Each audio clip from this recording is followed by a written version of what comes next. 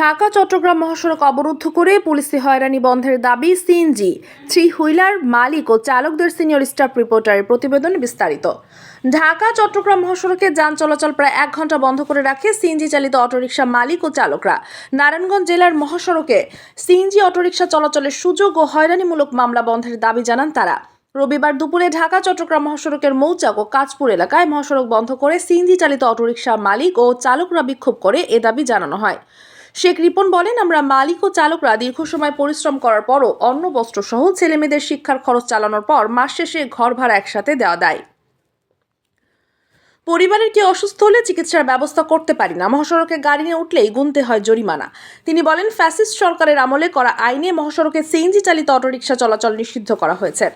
ওই সরকারের আমলের এই কালো আইন বিলুপ্ত করে মহাসড়কে সিএনজি চালিত অটোরিকশা চলাচল করতে দিতে হবে।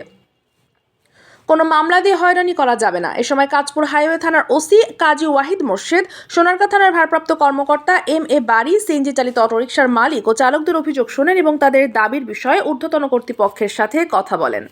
এবং নিয়ম শৃঙ্খলা মেনে চলতে হবে, ঠিক আছে? এখন আপনারা আবদার করছেন, এসপি স্যারের কাছে আমি কথা বলছি মাত্র, আর আপনারা যদি বলেন সামনে আবার কথা বলবো। আপনাদের দাবি দেওয়া সর্বোচ্চ পর্যায়ে আমি পৌঁছে দিছি। আপনারা এখন গাড়ি ছেড়ে দিবেন, কারণ এখান থেকে অনেক রুগী আছে, অনেক আপনাদের